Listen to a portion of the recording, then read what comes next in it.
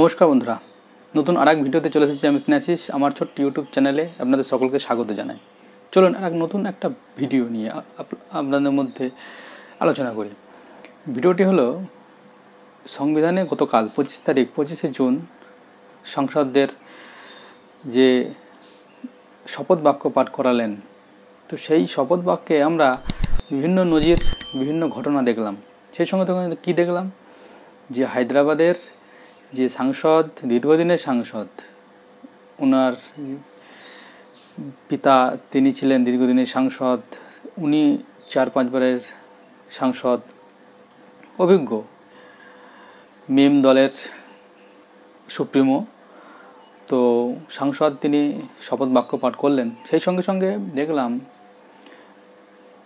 তিনি নিজের যে দল, সেই দলের নামে তিনি জয় গান গাইলেন, সেটা ঠিক আছে।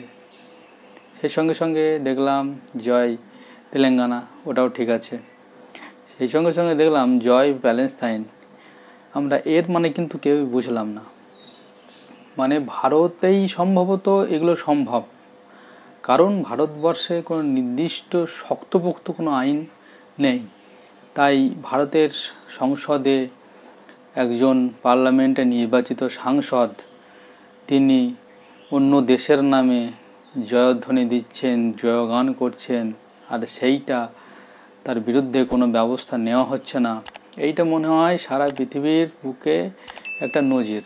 এই ভারত, আর এই ভারত বলেই কিন্তু সম্ভব। কারণ এই সমস্ত ঘটনার একটা কড়া আইন কিন্তু খুবই প্রয়োজন। এইটা একজন ভারতের সাধারণ নাগরিক হিসাবে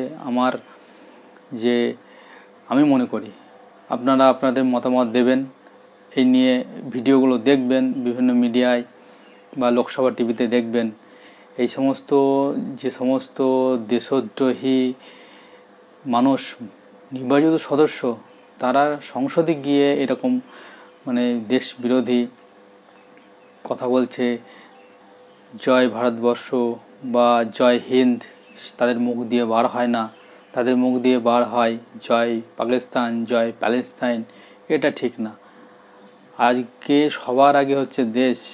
আপনার দেশ বা আমার দেশ যদি সুরক্ষিত না থাকে, তাহলে কিন্তু থাকবে না ধর্ম, থাকবে না জাতি, থাকবে না মানুষ, কোনো কিছুর থাকবে না, কোনো সংস্কৃতি, সব কিন্তু মাটির সঙ্গে মিশে যাবে। দেশ যদি সুরক্ষিত থাকে তাহলেই কিন্তু সবই ঠিকঠাক থাকবে। আর সেই দেশ আগে, তারপর বাকি কিছু। আর সেই দেশের বিরুদ্ধে গিয়ে আমরা দেখছি বিভিন্ন জনপ্রতিনিধি তারা অনেক বিভিন্ন মন্তব্য করছেন, আর সেটা আমরা হজম করছি, আর এটা ভারতেই সম্ভব। এর আমি তীব্র বিরোধিতা করছি, এবং একটা নক্কারজনক ঘটনা।